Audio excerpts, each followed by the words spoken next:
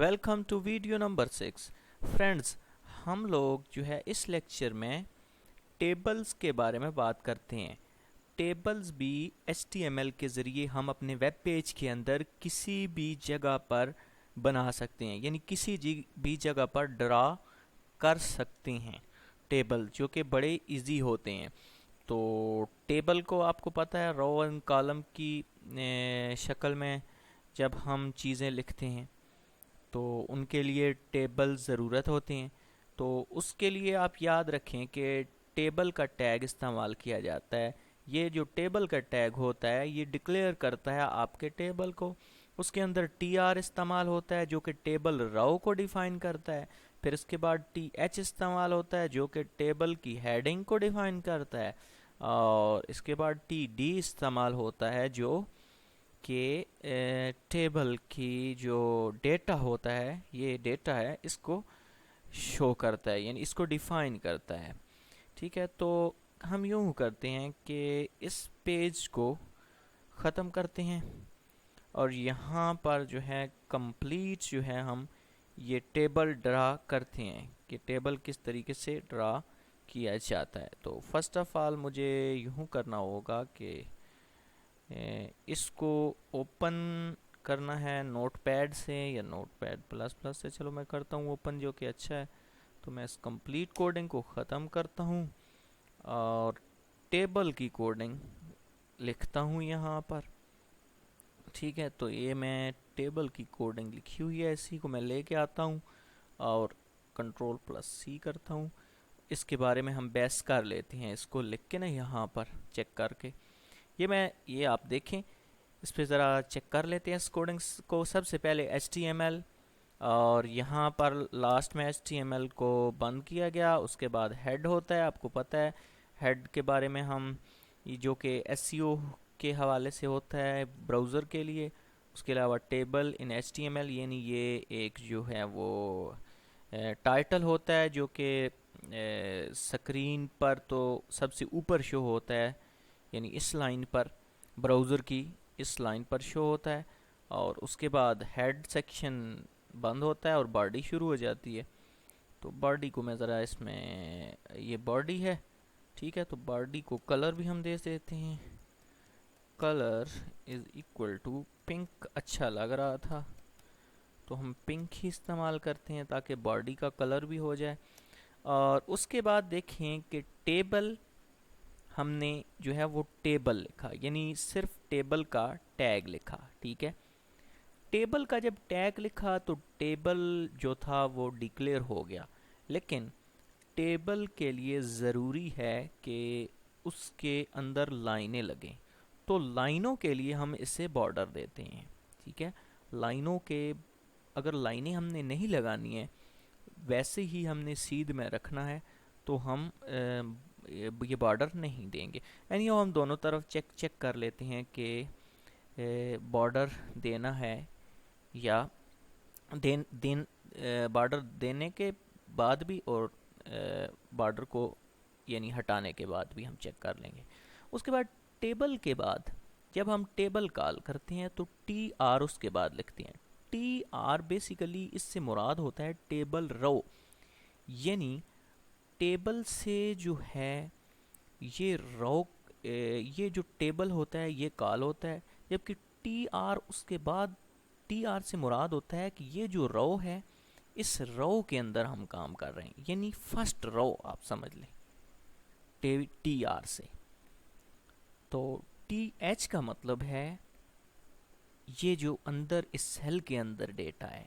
ठीक है, ये यहाँ से लेके यहाँ तक, यानी ये जो सेल है ये TH के अंदर बंद है, यानी इसका जो डेटा है ना सेल का, ये TH के अंदर बंद है।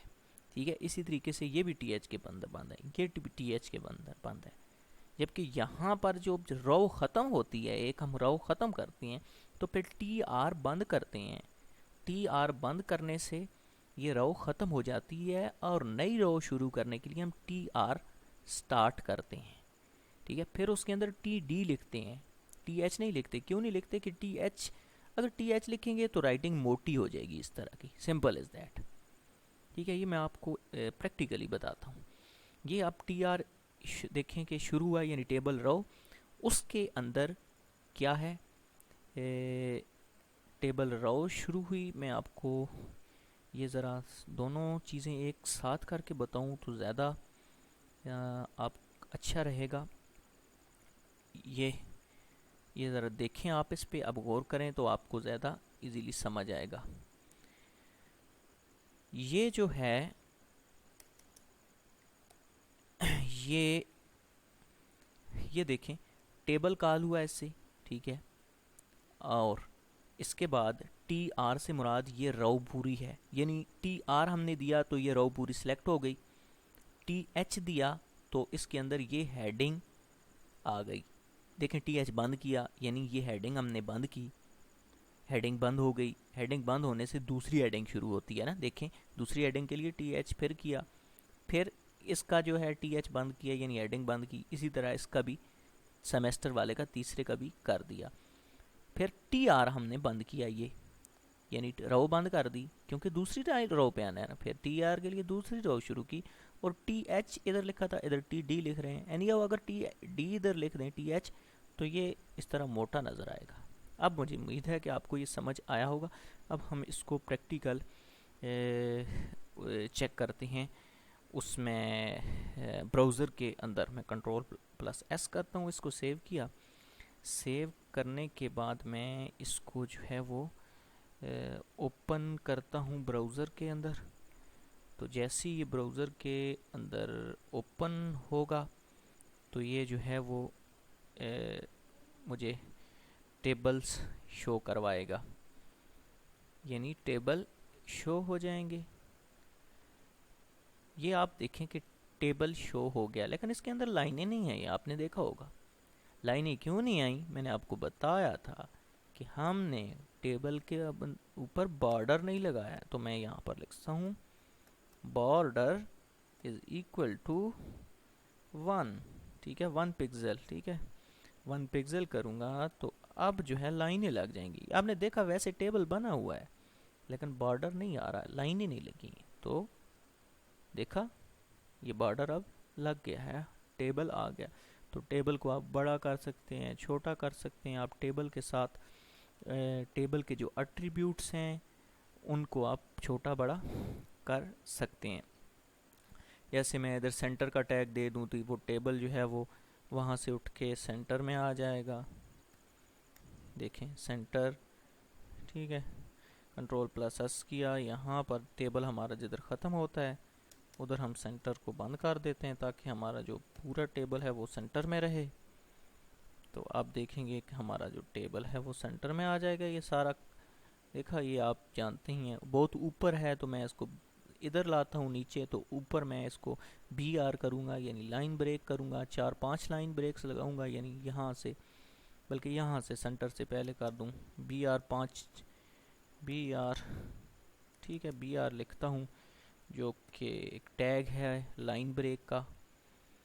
तो इसको मैं ये अब नीचे थोड़ा आ गया होगा टेबल, जैसे ही रिफ़्रेश करते हैं हम उसको, ये आपने देखा। तो रो और कॉलम्स आप फर्दर जो हैं वो इसको बढ़ा सकते हैं, ठीक है।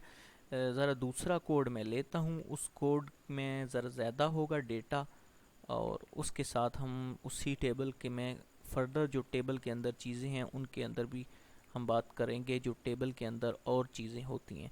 आपको ये बात पता होनी चाहिए, टेबल एक ऐसी चीज़ है, ये देखें कि आप इस तरीके से, ये ज़्यादा बड़ा कोड है। और हाँ, एक और जो बात अब सामने आई है वो मैं आपको बताता हूँ कि टेबल एक ऐसी चीज़ है जिसके ज़रिए आप वेबसाइट का पेज बड़ी आसानी के साथ बना सकते हैं। वेबसाइट का पेज, ठीक है, यानी फ्रंट पेज ख़ास तौर पर। तो यानी टेबल के अंदर टेबल लगा के, टेबल के अंदर कॉल्स और रो स्पैन करके। तो अब हम बात करते हैं कॉल और रो स्पैन करना, ठीक है। कॉल और रो स्पैन, स्पैन का मतलब क्या है, पहले तो ये बात है। कॉल और रो स्पैन करने से मुराद ये होता है कि आप देखें कि यहाँ पर जो है ये कॉल स्पैन किया हुआ है, बल्कि रो स्पैन की हुई है, कॉल्स नहीं। देखें कि रो वन सेल वन के ऊपर जो नीचे रो है ये मिक्स हो गई हैं, यानी ये निचली इससे रो और ऊपर वाली रो जो थी वो मिक्स हो गई है। इसी तरीके से तीसरे नंबर पे आए तो हम देखते हैं कि 3 कॉलम्स मिक्स कर दिए गए हैं, यानी मिक्स से मुराद मेरी ये है कि मर्ज कर दिए गए हैं।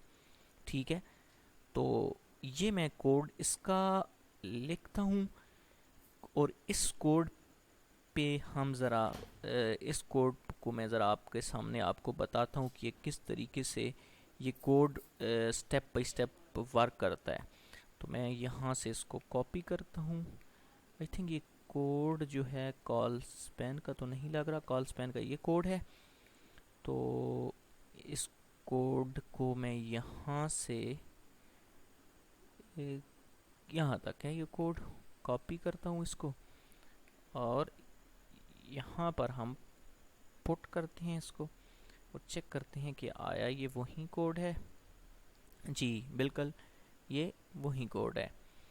तो इस कोड में क्या है, ज़रा मैं उसको साथ में डॉक्यूमेंट्स को भी रखता हूँ। इसका जो मेन फंक्शन है ये कॉलम्स जो बनी हुई हैं इनको यहाँ पे स्पैन हुई हैं इनको मैं, क्योंकि ये जब हम पेज वगैरह बनाते हैं ना, बड़े पेज, तो वहाँ पर ये बहुत काम देते हैं। ठीक है, शुरू में देखें कि टेबल बॉर्डर वन, ये तो आपको मैंने बता दिया किसने लाइनें लगाई। उसके बाद टी आर यानी फर्स्ट रो शुरू हुई, फर्स्ट रो के अंदर टी एच के अंदर मैंने देखें कि आप ये कॉलम वन, इसी तरीके से कॉलम टू, कॉलम थ्री।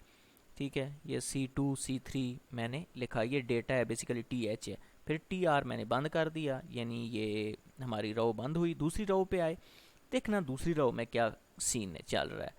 दूसरी रो टी आर शुरू की जी, सेकंड रो, यहाँ पर कितनी रो मर्ज करनी है, 2 रो स्पैन 2, तो ये 2 रो मर्ज हो गई हैं। ठीक है, इस तरीके से इसके अंदर फिर डेटा क्या लिखा गया, रो वन सेल वन। ठीक है, आगे मर्ज नहीं हुई हैं ये दोनों। आप देखें कि ये आगे दोनों सेल उसी तरह से उनके अंदर ये डेटा आ गया। फिर उसके बाद नीचे टी आर यानी दूसरी रो में आ गए, इसमें ये तो मर्ज हो गई है ना, तो इस पे नहीं कंट्रोल हमारा आएगा। क्यों, ऊपर वो देखेगा कि ये मर्ज है, तो फिर डायरेक्ट कंट्रोल इधर आ जाएगा। तो ये कंट्रोल इधर आ गया, row two cell two, row two cell three, इस तरह चलता बना। और लास्ट में हमने क्या किया, सीधा सीधा तीनों कॉलम्स को मर्ज कर दिया। देखें, सेल कॉल स्पैन 3, तो 3 जो थे मर्ज हो गए। अब आप इसको ज़रा देख करें। ठीक, अब आप मैं यहाँ पर ये जो है मर्ज इसको कम करता हूँ, यानी 3 कॉलम मर्ज हुई ना, तो हम 2 कॉलम मर्ज करते हैं, तो देखना क्या रिजल्ट होगा। 2 कंट्रोल प्लस एस किया मैंने, तो अब देखना ये रिजल्ट क्या शो करेगा। 2 कॉलम मर्ज हुए, देखा, यानी एक कॉलम इसने ये छोड़ दिया, फर्स्ट 2 को इसने मर्ज कर लिया। ठीक, इसी तरीके से आप अगर इसी रो के हिसाब से ये 3 कर दें तो तीनों रो चेक कर लेते हैं। ये भी देखना, कंट्रोल प्लस एस किया, होगा क्या, तीनों रो यानी ये जो नीचे वाली रो है ना, ये भी मर्ज हो जाएगी। देखा, ये पूरी रो मर्ज हो गई जाती है। अच्छा, ये इतना मज़े का सिस्टम है और इतना ये अच्छा कॉल स्पैन और कॉल रो को मर्ज करने का तरीका है कि आप इस कोड से खेल कर बड़े मज़े के पेज बना सकते हैं। मैं आपको एक बना हुआ पेज अभी आपको मैं दिखाता हूँ कि मैंने एक ड्राइव में रखा था इसका बना हुआ पेज। ये मैं आपको एक पेज दिखाता हूँ जो कि बहुत ही ज़बरदस्त पेज है, बड़ा अच्छा पेज बना हुआ है। आई थिंक यही होगा, ओपन विद, तो जो कि सारा इसी टेबल, ये जो सारा है ये टेब इस ही के ज़रिए मैंने बनाया। यानी टेबल के ज़रिए एक टेबल को जो है ये मेन टेबल होता है, फिर टेबल के अंदर टेबल होना, ठीक है, फिर कॉल स्पैन करने, रो स्पैन करके इस तरीके से ये बना हुआ है। और कंप्लीट जो है ये टेबल के ज़रिए टेबल टैग के ज़रिए बनाया गया है। तो इस तरीके से ये टेबल्स का जो वर्क है ये बड़ा अच्छा है। टेबल बड़ा ज़बरदस्त ये किरदार अदा करते हैं, ख़ास तौर पर आपकी वेबसाइट का फ्रंट पेज बनाने के हिसाब से। यानी फ्रंट पेज आप बनाना चाहते हैं तो उसके लिए आप टेबल का सहारा लें तो बहुत ज़बरदस्त होता है, क्योंकि ये कॉल रो वगैरह स्पैन करने के साथ साथ। तो अब हम और कुछ चीज़ बात कर इसमें देखते हैं कि और क्या है इसमें। अच्छा, इसके जो फर्दर जो बहुत सारे टेबल, नेस्टेड टेबल, ये लिखा हुआ है नेस्टेड टेबल HTML, तो टेबल के अंदर टेबल होना नेस्टेड टेबल कहलाता है। तो इस कोड को भी हम चेक कर लेते हैं। तो नेस्टेड टेबल के क्या है, तो इसको आप देख लेना कि टेबल के अंदर टेबल किस तरह है। Ctrl+C में इसको कॉपी करके आपको चेक करवा देता हूँ कि ये, इसको हम थोड़ा पढ़ लेते हैं कि ये टेबल कैसे वर्क कर रहा है। ये देखें कि आप मेन टेबल जो है वो बैक है, ठीक है, ये बड़ा टेबल है, उसके अंदर ये टेबल है। इसकी कोडिंग देखें, बड़ा छोटी सी इसमें तब्दीली की गई है। देखें जो मेन टेबल है वो होगा ये। अच्छा, टेबल बॉर्डर 1 विड्थ 100%, हाइट 100%, ये मेन बायर वाला टेबल है। एक्सटर्नल टेबल ये, इसकी विड्थ 100% है, यानी ये विड्थ ये फासला होता है, यानी चौड़ाई जिसको हम बोलते हैं। और हाइट जो है वो भी 100% है, यानी दे देखें विड्थ और हाइट टोटल 100% है, ठीक है। विड्थ और हाइट टोटल 100% हो गई दोनों। बॉर्डर इसका 2 कर देते हैं ताकि आपको सही नज़र आए एक्सटर्नल टेबल। अच्छा, फिर उस ये TR और TD, ठीक है, ये एक्सटर्नल टेबल है। TR उसने रो कॉल की और TD, ठीक है, TD यानी टेबल डेटा। TH इसने नहीं लिखा क्योंकि इसने कोई हेडिंग तो नहीं देनी है ना, इसके अंदर कोई लिखना तो नहीं है ना। तो फिर उसके अंदर देखें ये टेबल एक कॉल हुआ है, इसने इस टेबल को बंद नहीं किया, उसके अंदर एक टेबल कॉल कर लिया जिसका बॉर्डर 1 है, विड्थ 100 है और हाइट 30 है। ये जो उसके अंदर है टेबल, ये विड्थ उसकी 100 है और हाइट 30 है। मैं ज़रा विड्थ को और कम कर देता हूँ ताकि आपको सही समझ आए।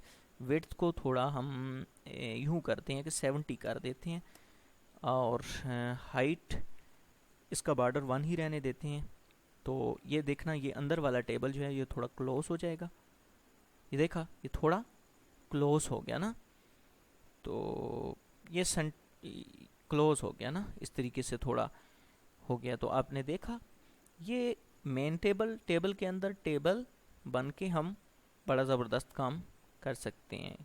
वो जो आपको पहले मैंने दिखा, ये वेबसाइट का जो पेज है वो इसी तरीके से कुछ बना हुआ है, इसी तरीके से मिलता जुलता है। अच्छा, और कुछ और चीज़ें हैं जो आपने जहन में रखनी है कि जो टेबल के एट्रीब्यूट हैं उसमें कॉल स्पैन, रो स्पैन, ये तो मैंने आपको बता दिया है। सेल पैडिंग और सेल स्पेसिंग, सेल पैडिंग और सेल स्पेसिंग, ये जो लिखी हुई राइटिंग है ना, इसको ये सेटिंग करते हैं, यानी सेल पैडिंग स्पेसिंग दे देते हैं तो राइटिंग का जो स्टाइल है वो ये फासला वगैरह ठीक हो जाता है। कैसे, मैं इस प्रैक्टिकल एग्जांपल में सेल पैडिंग और सेल स्पेसिंग के हिसाब से हम देख लेते हैं।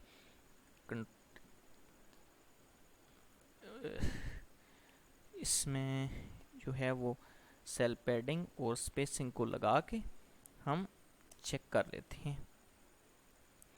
पहले तो मेन चेक करते हैं ये कुछ किस तरह से वर्क कर रहा है। ये है हमारा टेबल, तो इसमें सेल स्पेसिंग और सेल पैडिंग हम लगाएंगे जो कि टेबल के एट्रीब्यूट्स हैं ना, यानी टेबल की प्रॉपर्टीज़ हैं। तो आप देखना कि क्या फ़र्क पड़ेगा ना। तो मैं यूँ करता हूँ कि इस टेबल के अंदर जो हमने बनाया है इसमें लगाते हैं। एक्चुअली ये जो सेल पैडिंग होती है ना, सेल पैडिंग, ये क्या करती है, और जो ये सेल स्पेसिंग है ये क्या करती है, ये हम देखते हैं। सेल पैडिंग जो है ये बीच वाला जो सेल है ना, इसको बड़ा छोटा करती है। मैं आपको इसका प्रैक्टिकल एग्जांपल दिखाता हूँ कि किस तरीके से दोनों को चेंज करते हैं ना, तो बड़ा इजीली समझ आ जाएगा आपको। मैं मैन टेबल के अंदर जाता हूँ, लिखता हूँ सेल पैडिंग, ठीक है, इज इक्वल टू, याद रखें ये मैं इज इक्वल टू 20, ठीक है, और ये पिक्सल में करनी चाहिए, ठीक है। मैं वैसे समझाने के लिए आपको सेल स्पेसिंग, सेल स्पेसिंग जो है इक्वल टू, हम इसको भी कर देते हैं 20%, ठीक है, दोनों को। अच्छा, ये पिक्सल में होनी चाहिए, लेकिन मैं परसेंट में लिखता हूँ ताकि आपको सही समझ आए, क्योंकि वो परसेंट में ज़्यादा होगा। अब पैडिंग जो है मैंने कितनी की है, 20%, देखना क्या होगा। अब आपने देखा है ये इस तरीके से सेट हो गए हैं कि ये जो फासला है ना, एक्सटर्नल फासला, ये ज़्यादा हो गया है, ठीक है। अब मैं आपको दूसरा दिखाता हूँ सेल स्पेसिंग का। अगर मैं उसको चेंज करता हूँ, उसकी वैल्यू को, इसको मैं 0 रहने देता हूँ, ताकि इसको 20%, यानी हम सेल स्पेसिंग को, यानी स्पेस जो होगी सेल्स की, वो कैसी हो जाएगी, आपने देखा ना, Ctrl+S, यानी स्पेस उनकी कैसी हो जाएगी। ये जो स्पेस है, आई थिंक के अगेन मैं चेक करता हूँ, अप्लाई नहीं हुआ 20% सेल स्पेसिंग।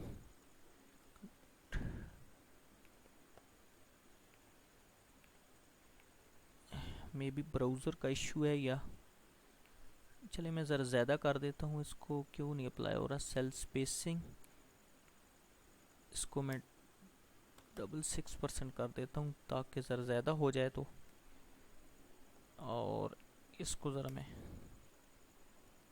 क्योंकि एक 0 है तो ये कहीं ना हो, बल्कि इसको निकाल के चेक कर लेते हैं इसको।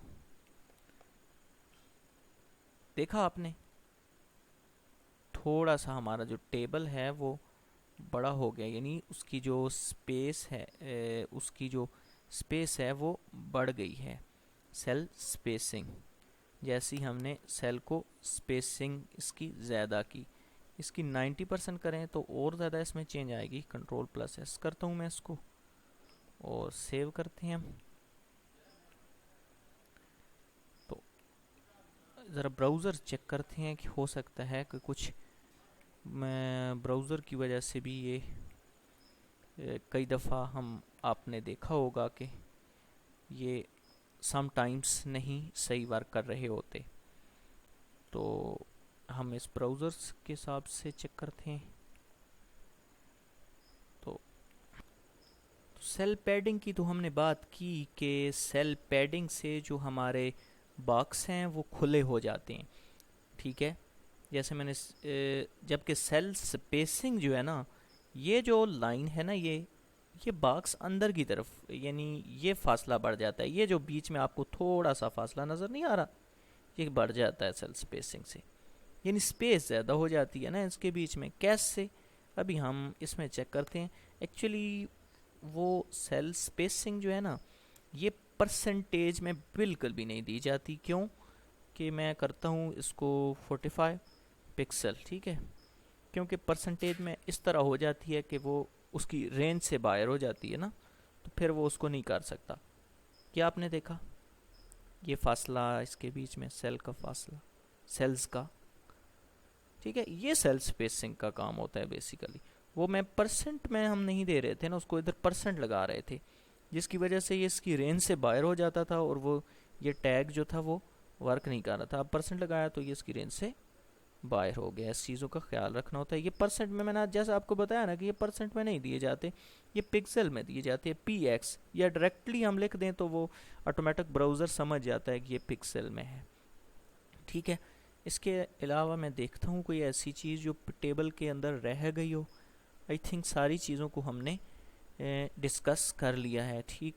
फिर भी अगर कोई चीज़ समझ ना आए तो आप नीचे कमेंट सेक्शन में बता देना, या फिर यहीं ये सारा कोड जो है आप अगर चाहते हैं तो अपना pedia.com पे आपको मिल जाएगा।